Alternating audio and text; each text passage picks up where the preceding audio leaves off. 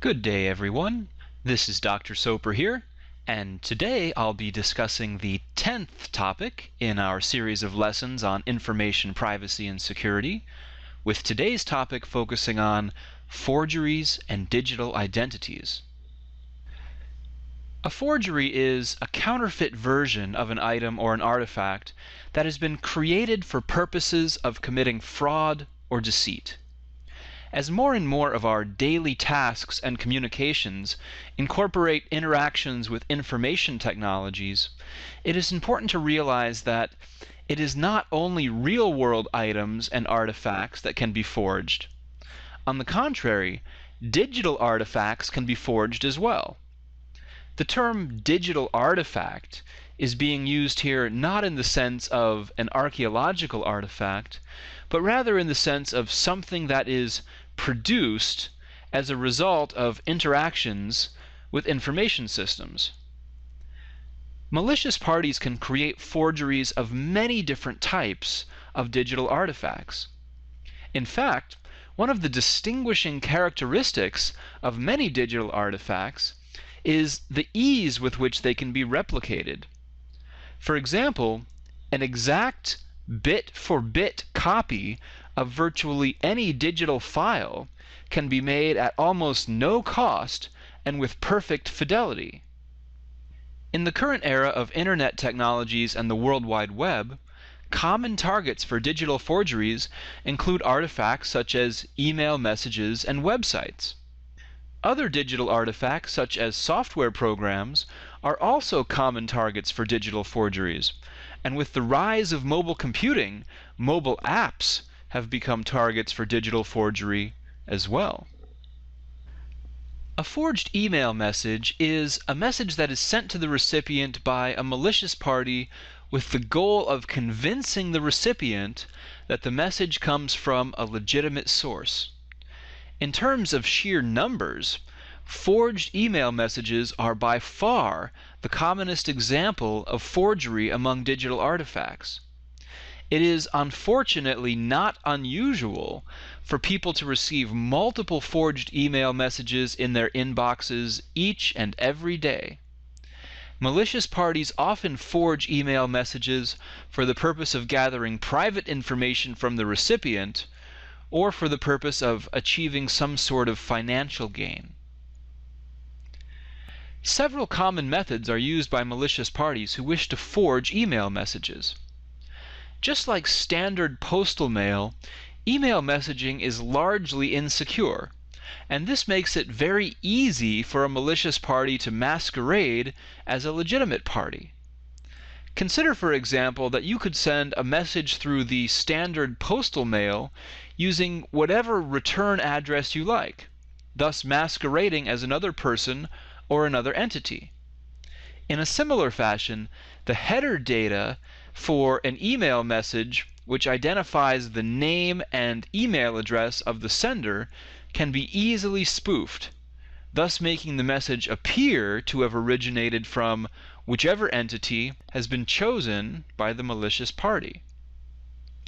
Email messages are often forged for purposes of conducting a phishing attack, wherein a malicious party fraudulently attempts to acquire private information from the message recipient by posing as a legitimate entity. Consider this example, which is an email message that was sent to my email account. The message states that it is from Blizzard Entertainment, and it appears to have originated from a legitimate email address. The message opens by informing me that we have already noted that you are trying to sell your personal Battle.net account. Since I do not have a Battle.net account, I can immediately recognize that this message is a forgery.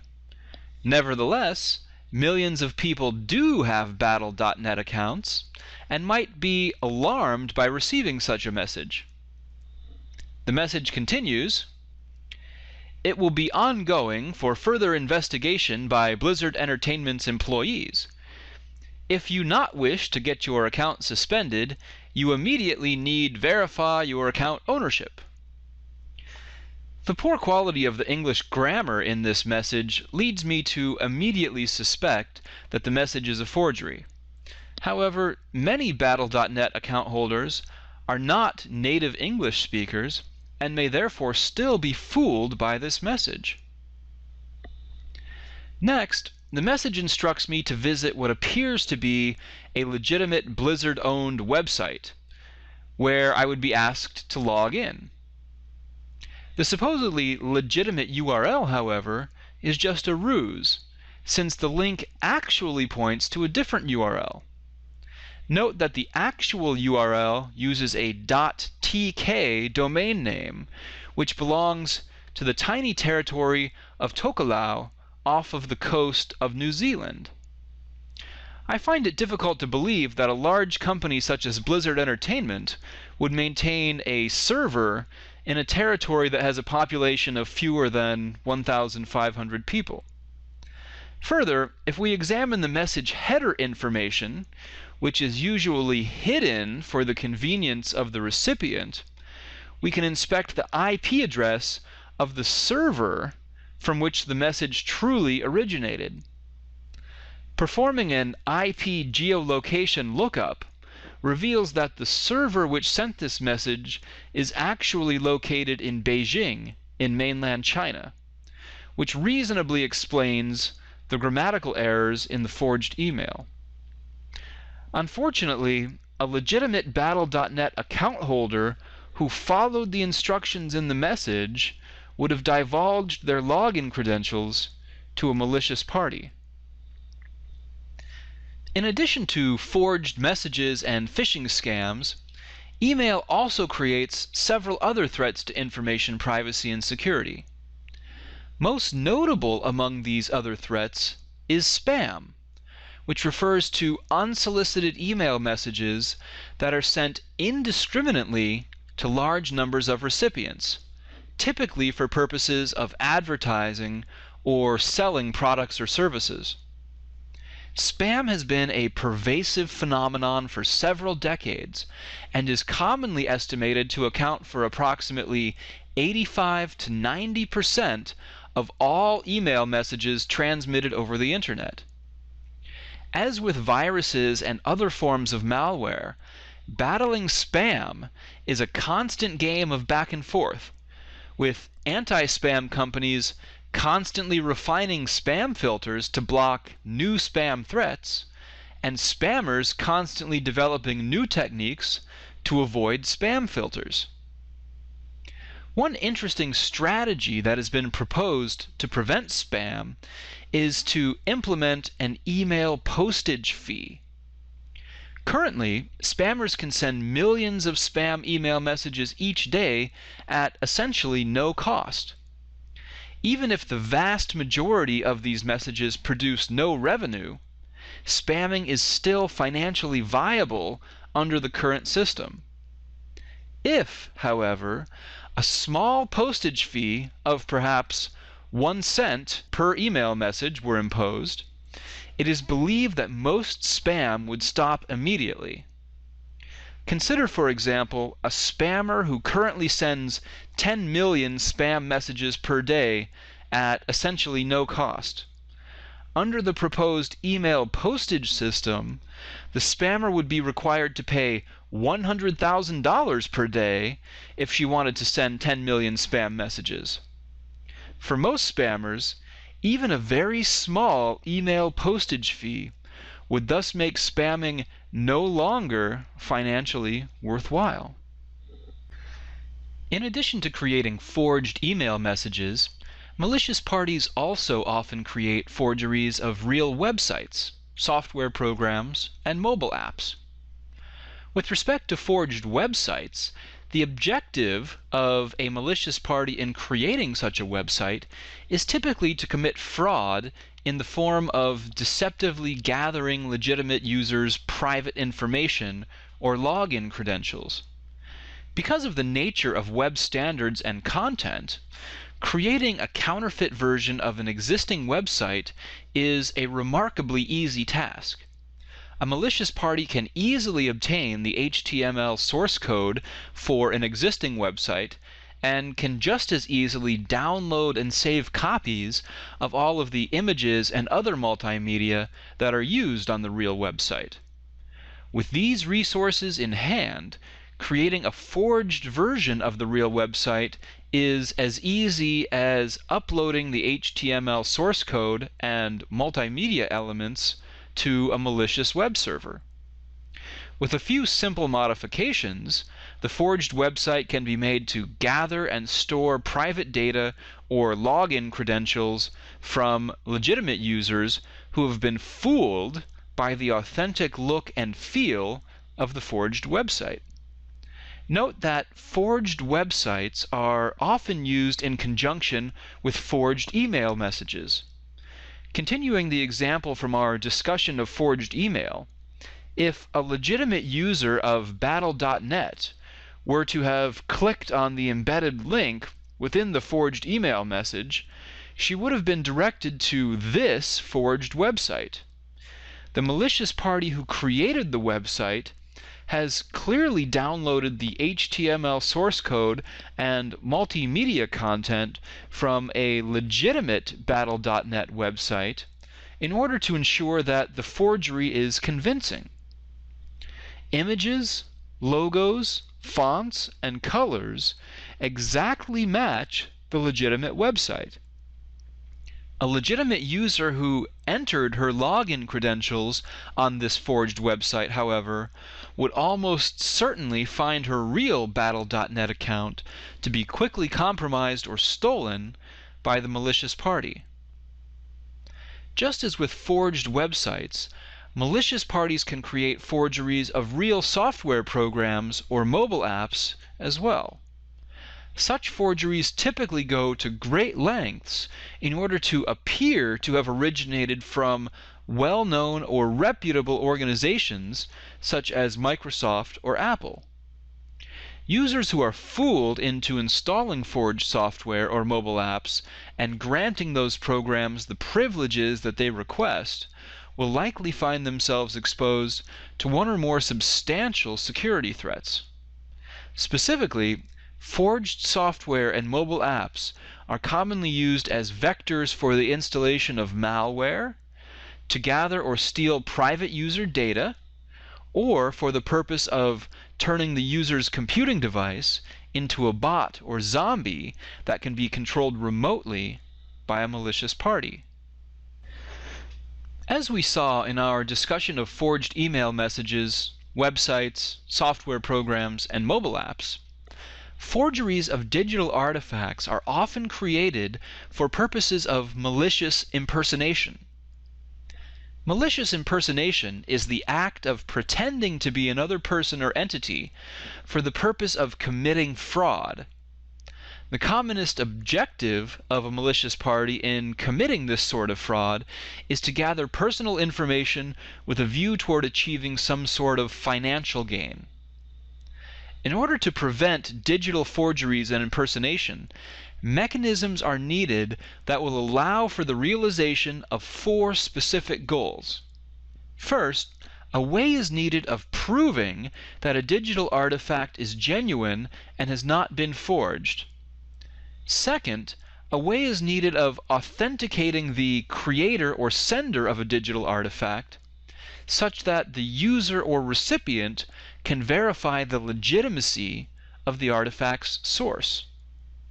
Third, a way is needed of ensuring that the creator or sender of a digital artifact cannot plausibly deny having created or sent the artifact.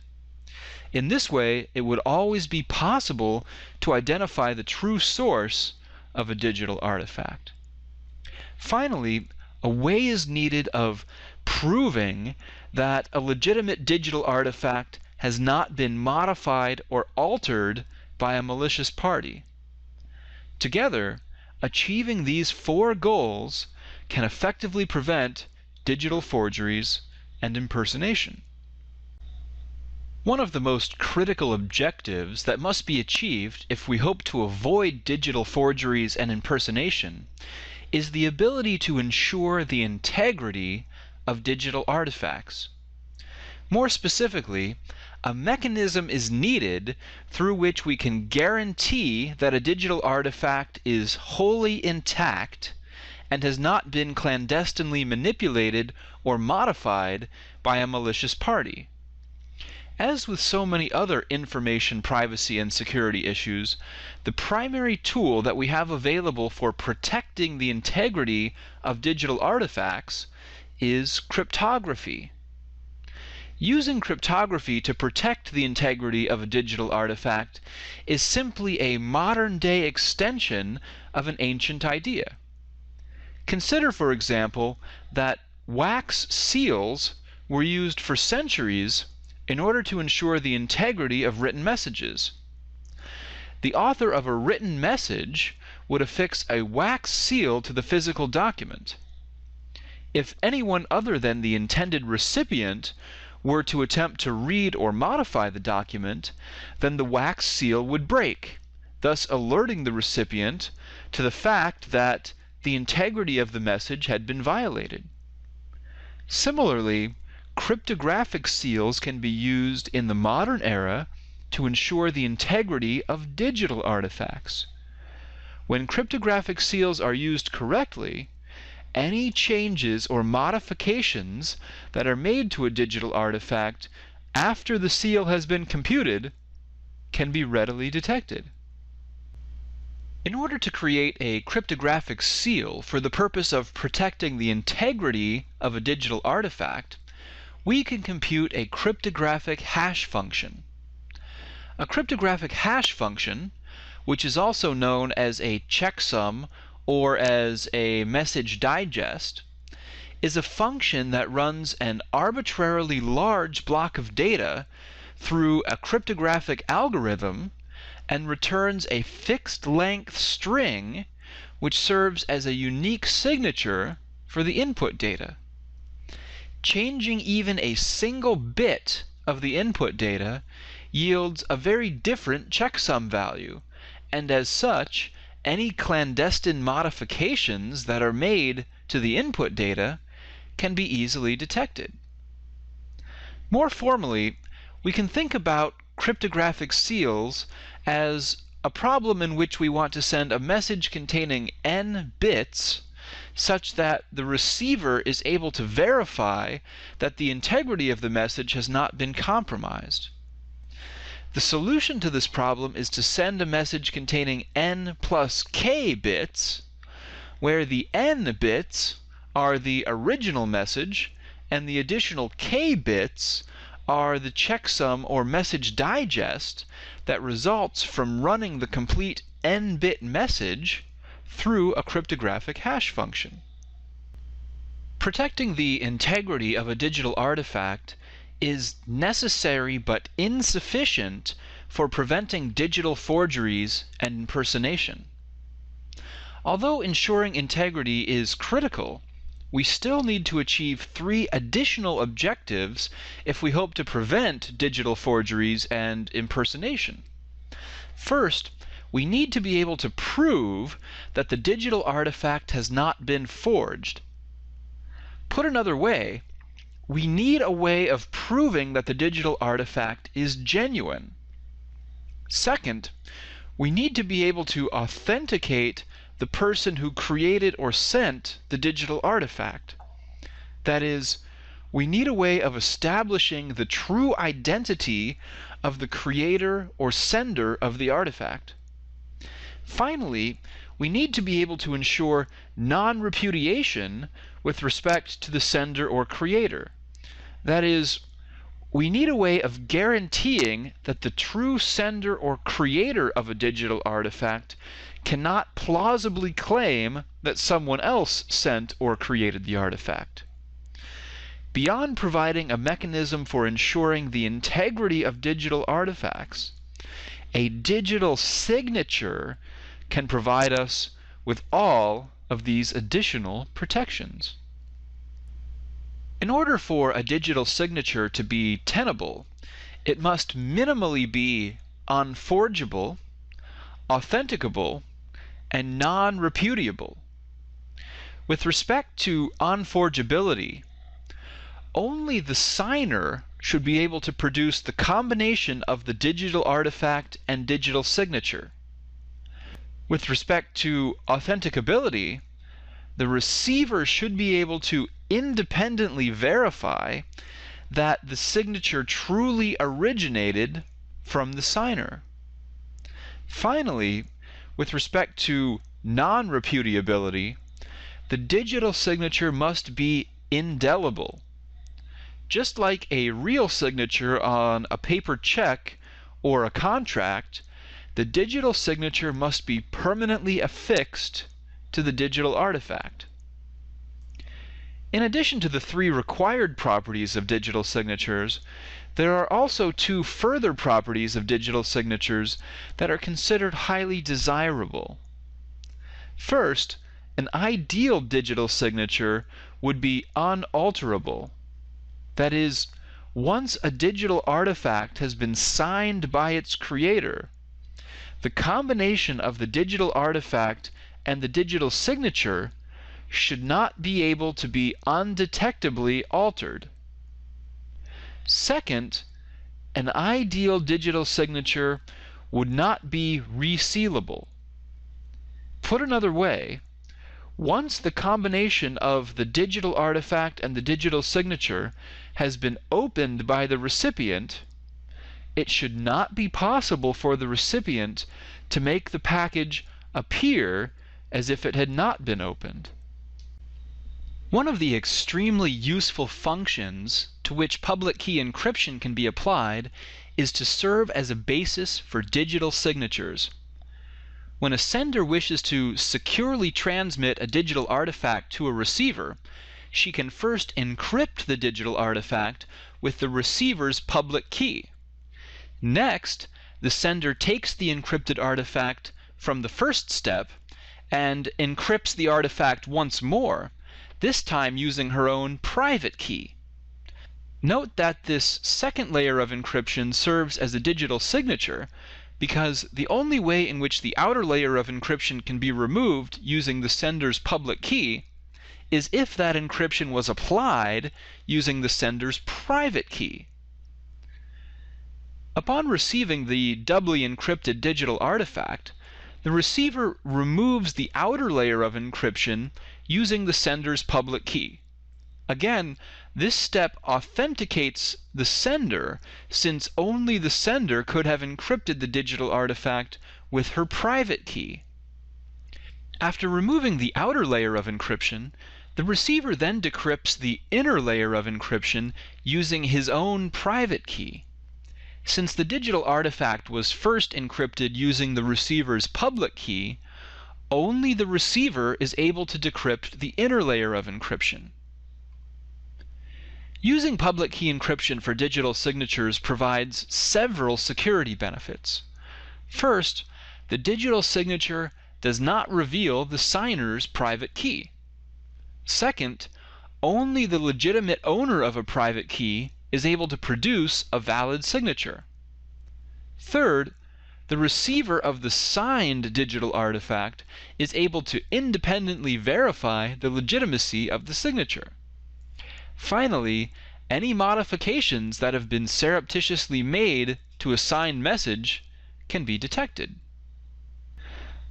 I would like to take a few moments to discuss trust.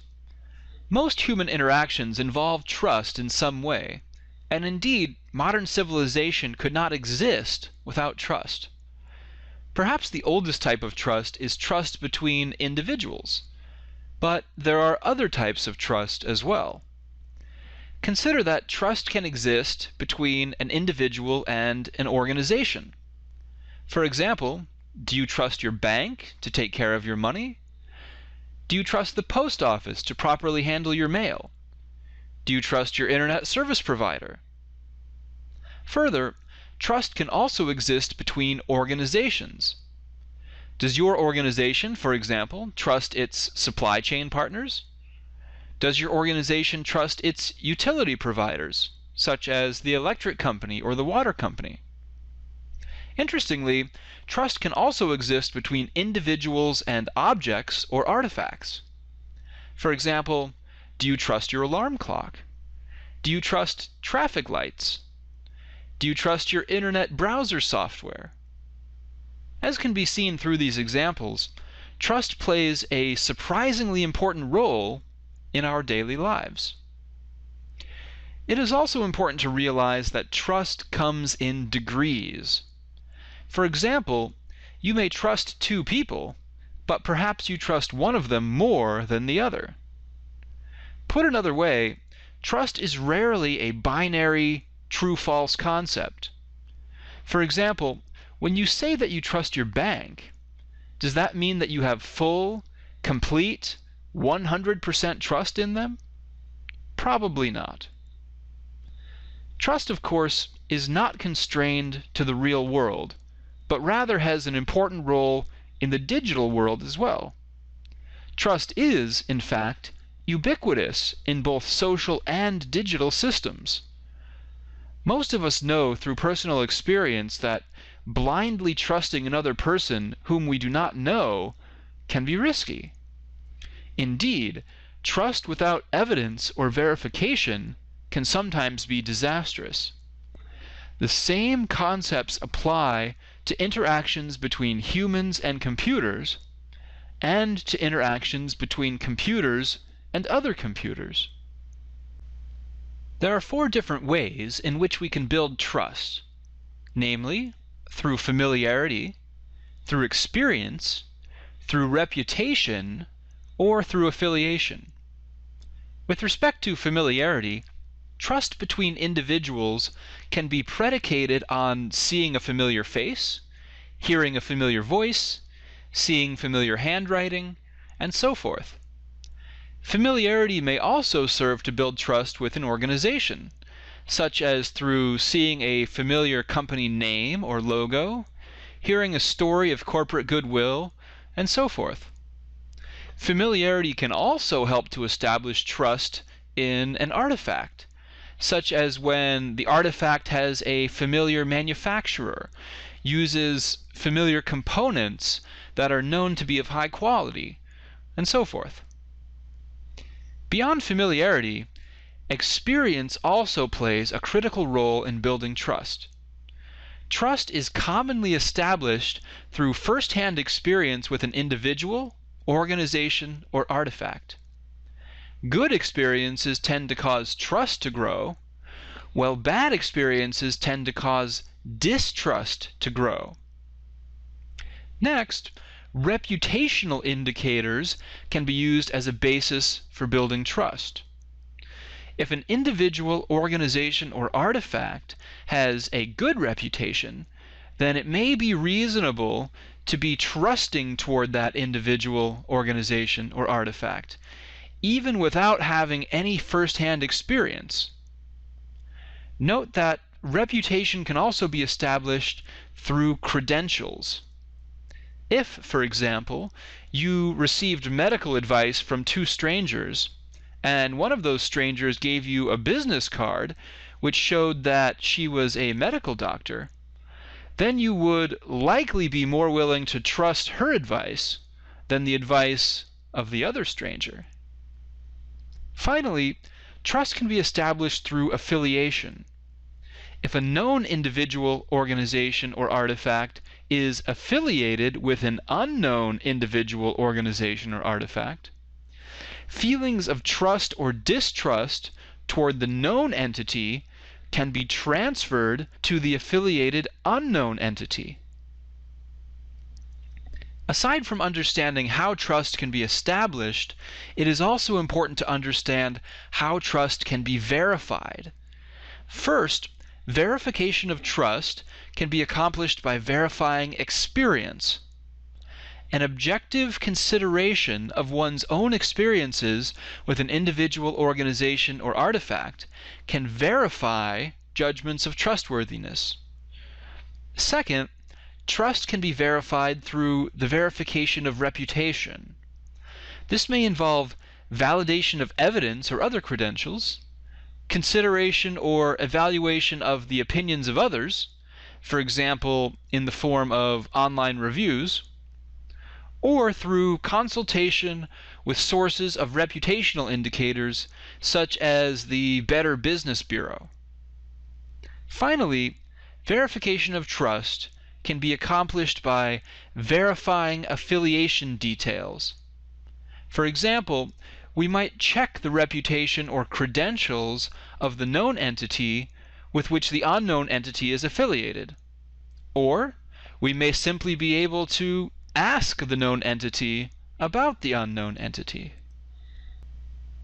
Just like in the real world, common, efficient, and effective mechanisms are needed to establish and facilitate trust in online relationships and transactions. Because so many online transactions and interactions take place among unknown parties, a reliable entity may be needed to assume risks or vouch for an unknown party in order to make the situation more comfortable for everyone involved. Just like in the real world, a trusted third party often forms the basis for trust in online relationships. When two parties do not know each other, but nevertheless need to interact, they can establish trust by way of a common, respected entity. Consider, for example, the social relationships shown in this figure. Each box in the figure represents a person, and each line in the figure represents a current relationship between two people. Now imagine that Rajesh happens to meet Sheldon. Sheldon claims that he works for the same organization as Rajesh. Based upon the existing set of social relationships, Rajesh can verify Sheldon's claim through a common, respected individual. Specifically, Rajesh knows Howard, who knows Leslie, while Sheldon knows Leonard, who knows Leslie. Rajesh can therefore verify Sheldon's claim by relying upon Leslie, who serves as a common link between Rajesh's friend Howard and Sheldon's friend Leonard. A conceptually similar process can be used for establishing trust in online relationships. A digital certificate, which is also sometimes referred to as an identity certificate or a public key certificate, is an electronic artifact that uses a digital signature in order to indelibly and dependably connect a specific public key value to the identity of a specific subject, such as an individual or an organization.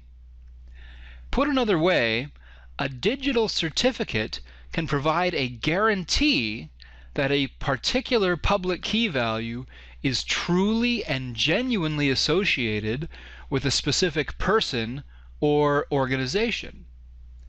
Digital certificates can therefore be used to authenticate an online identity, and thus serve as a foundation for establishing trust in online relationships between parties who do not otherwise know each other personally.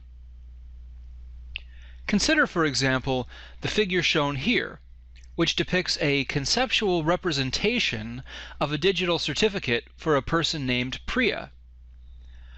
The digital certificate contains several elements, including a unique certificate serial number, identity information for the subject of the certificate, such as her name, Priya's public key, and the digital signature of a trusted third party.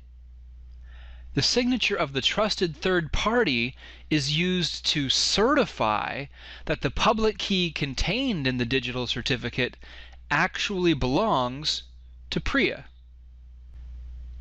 In order for a digital certificate to provide a solid foundation for establishing trust in online relationships between parties who do not otherwise know each other, the digital certificate must be issued by a trusted third party.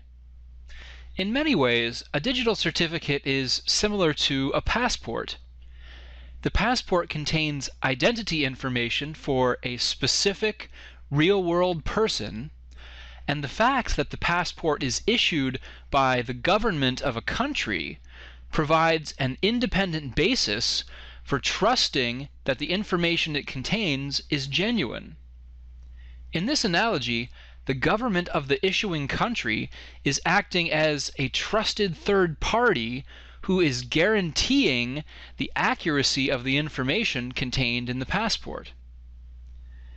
For digital interactions, a certificate authority is an entity that issues digital certificates for use by other parties, thus acting as a trusted third party. Large organizations or governments may have their own certificate authorities that are responsible for issuing certificates for people or systems within the organization. For smaller organizations or individuals, however, there are a small number of well-known commercial certificate authorities that issue digital certificates. Some of the commonest of these certificate authorities are VeriSign, GeoTrust, and GoDaddy. In order for a digital certification scheme to be tenable on a wide scale, several specific conditions must be met. First, digital certificates can be used to verify online identities if any interested party can read a given digital certificate and determine both the entity that the certificate represents and that entity's public key. Second, any interested party must be able to independently determine whether the certificate is recent and up to date. Third, any interested party must be able to verify that the certificate truly originated from the certificate authority and that the certificate is authentic. For this purpose, the certificate authority encrypts the digital certificate with its own private key. Anyone who receives a digital certificate can therefore verify its authenticity by decrypting the certificate using the certificate authority's public key. Finally, only the certificate authority should be able to create and update a digital certificate. With these four characteristics in place, digital certificates can be used as a solid basis for establishing online trust between entities who do not otherwise know each other, and for whom establishing trust would otherwise be prohibitively difficult or time-consuming.